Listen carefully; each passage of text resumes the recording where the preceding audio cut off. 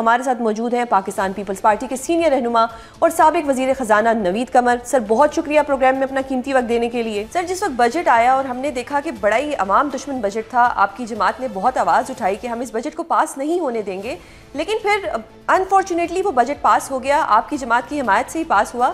سر جو عوام دشمن بجٹ تھا، جو کل تک آپ لوگ بھی تسلیم کرتے تھے کہ وہ عوام دشمن ہے، پھر آل آف سڈن ایسا کیا ہوا کہ وہ بجٹ پاس ہو گیا؟ نہیں دیکھیں، ایسے نہیں ہوتا عوام دوست عوام دشمن کی بات نہیں ہے۔ اس میں بہت ساری خرابیاں تھیں جو کہ ہم نے پوائنٹ آؤٹ کی نا، اور پھر بجٹ کو اسکروٹنائز بھی جو فائنانس کمیٹی تھی جس کو میں خود ہیڈ کرتا ہوں، ہم نے کیا، اور جہاں سے شروع ہوئے تھے۔ دیکھیں یہ مت بھولیں کہ ہم ایک آئی ایم ایف پروگرام میں ہیں اور ان کی بہت ہی کڑی شرائط ہیں جو کہ پاکستان مان چکا ہے۔ اب چوائس یہ ہوتی ہے کہ یا تو اس پروگرام سے آپ نکلیں اور پورا ہی جو آپ کی اکانومی ہے وہ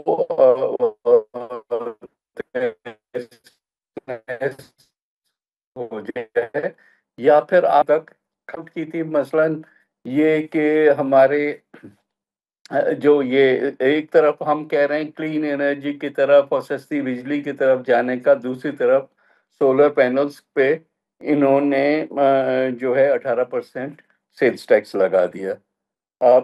تو اس پہ ظاہر ہے ہم نے ان سے نیگوشیٹ کر کے اس کا آدھے پہ تو لے آئے۔ ہماری مرضی تو یہ تھی کہ 0 پہ آئے، لیکن اس کے لیے پھر اور ٹیکسز لگانے پڑتے، تو اس لحاظ سے وہاں کیا۔ دوسری چیزیں یہ انہوں نے کی ہوئی تھی اس میں، مثلاً جو پاور آف اریسٹ تھا سیلز ٹیکس میں، وہ ایف بی آر کو انفیٹڈ پاور دیا ہوا تھا، اس پہ بھی بہت ہمارے اعتراضات تھے، لیکن اس کو پھر ری ڈرافٹ پورا کیا گیا کہ بہت ہی جہاں کلیئرلی ایک فراڈ اسٹیبلش ہو رہا ہو اور جو بندہ وہ کرے اس کو بھی کئی وارننگز کے بعد یہ جو ہے عمل لایا جائے۔ اس طرح سے اور بھی چیزیں تھیں کہیں، جیسے پی ایس ڈی پی میں پرابلمز تھے، انہوں نے سندھ کے جو ہے وہ یونیورسٹیز کا بجٹ آدھا کر دیا تھا، وہ واپس ریسٹور کرایا گیا، اور اس طریقے سے اور بھی کئی چیزیں ہیں جس میں کریکشنز کی گئیں۔ درست۔ تو کریکشنز کے بعد ظاہر ہے کہ آپ ایک چیز نیگوشیٹ کرتے ہیں تو کچھ دیتے ہیں کچھ لیتے ہیں، تو اس لحاظ سے ہمیں پھر ووٹ تو دینا پڑا، لیکن ظاہر ہے ہماری پوری سیٹسفیکشن تک تو نہیں، لیکن سمجھ لیں آدھی سیٹسفیکشن تک یہ آیا ہے۔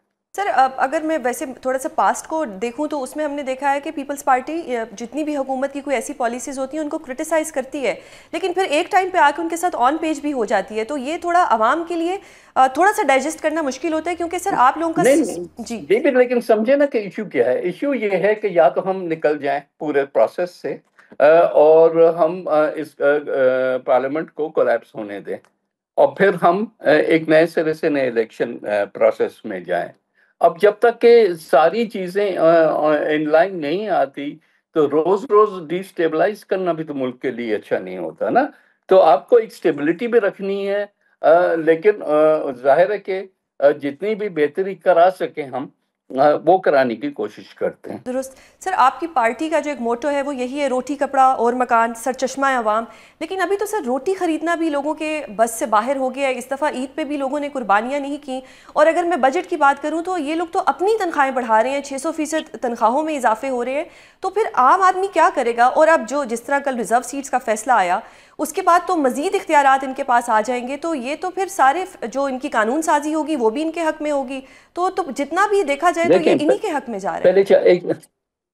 پہلے نہیں دیکھیں، اگر تو کورٹ کوئی فیصلہ دیتی ہے جو کہ ان کو فائدہ ہوتا ہے، ہم بھی خوش نہیں ہیں ٹو بی آنیسٹ اس قسم کے فیصلوں سے، کیونکہ یہ سارا ون سائیڈڈ ہو جائے گا۔ لوگوں کو آہستہ آہستہ روزگار پہ خود لگیں اور پھر اس پروگرام سے وہ باہر نکلتے جائیں، لیکن ظاہر ہے کہ اس میں وقت لگے گا، فوری طور پہ نہیں ہوگا، لیکن کم از کم ان کو ایک کفالت کی حد تک تو ضرور پیسہ ملتا رہے۔ اور انفارچونیٹلی ہمارے ملک میں کیونکہ اس قسم کے ٹائٹ پروگرامز ہوتے ہیں تو پاورٹی لیولز بھی بڑھتی ہیں، درست۔ تو اس کو بھی میٹیگیٹ کرنے کے لیے اس پروگرام کی ایکسپینشن کی ضرورت ہے۔ درست سر، آپ کی جماعت نے بہت زیادہ پولیٹیکل وکٹمائزیشن دیکھی ہے۔ اگر بی بی شہید کی بات کی جائے تو وہ ملٹری کورٹس کے خلاف تھیں، پھر جب محترم زرداری صاحب کو جیل میں رکھا گیا تو جب وہ ان سے ملنا چاہتی تھیں ان کو پراپر ہریسمنٹ کا سامنا ہوتا تھا، زرداری صاحب کو قید تنہائی میں رکھا گیا، ان کا علاج نہیں ہونے دیا جاتا تھا، بھٹو صاحب کو پھانسی دے دی گئی۔ اس کے علاوہ جب بی بی شہید بھٹو صاحب سے ملنا چاہتی تھی تو اس وقت ان کو نہیں ملنے دیا جاتا تھا۔ ایون بی بی شہید نے یہ بھی کہا they are punishing my husband to punish me. Sir آج وہی سب کچھ عمران خان صاحب کے ساتھ ہو رہا ہے۔ آج ان کی اہلیہ بیمار ہیں، ان کا علاج نہیں کرایا جا رہا، آج ان کی پارٹی کے لوگوں کو ان سے ملوایا نہیں جا رہا۔ تو یہ تو ہسٹری رپیٹ ہو رہی ہے، اور پیچھے ہاتھ ایک ہی طاقت کا ہے جو نون لیگ ہے۔ وہ کل تک آپ کو بھی ہراس کرتی تھی، آج ان کو بھی کر رہی ہے، اور آج اگر آپ ان کے ساتھ ہیں تو ہمارا بطور عوام ایک گلہ آپ سے بنتا ہے کہ یہ تو اسی طرح پاور کے نشے میں ہراسمنٹ کرتے رہیں گے، اور یہ کب تک ہوگا؟ تو بی ہم بالکل کسی صورت میں بھی پولیٹیکل وکٹمائزیشن کو سپورٹ نہیں کرتے، نہ کریں گے۔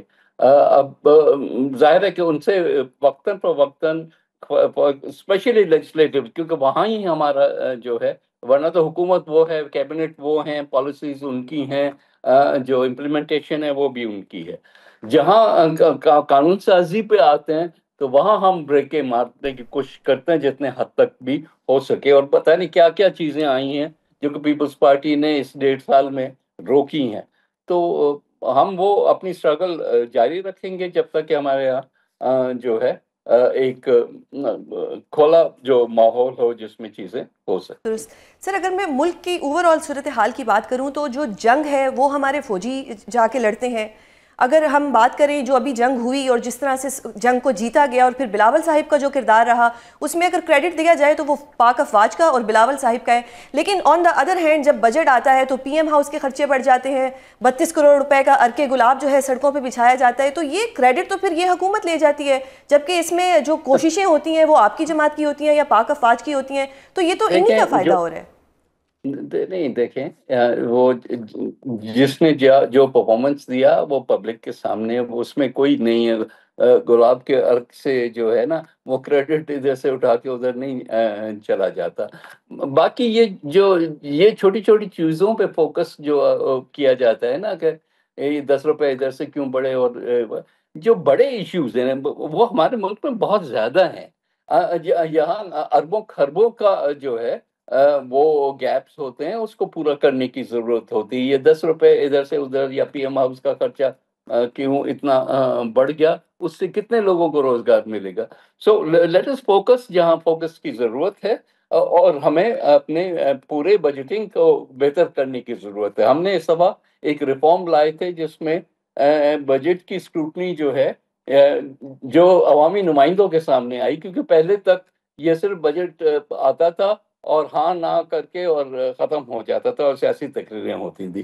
جی سر، جو اس وقت سوات میں ایک واقعہ پیش آیا، اس پہ وفاقی حکومت بھی تنقید کر رہی ہے، آپ کی حکومت بھی تنقید کر رہی ہے۔ سر ہمیشہ تنقید ہوتی ہے لیکن کچھ بیٹرمنٹ کے لیے، ڈیولپمنٹ کے لیے کام نہیں ہوتا، اور ایسا نہیں ہوا کہ ناردرن ایریاز میں ایسا حادثہ پہلی بار ہوا ہے، پہلے بھی ہوتا رہتا ہے۔ تو سر یہ کب تک چلے گا؟ کب تک عوام جو ہے، اگر کوئی ٹورسٹ وہاں جائیں گے اور وہ اس طرح حادثے کا شکار ہو جائیں گے تو پاکستان میں تو ٹورزم بچے گا ہی نہیں۔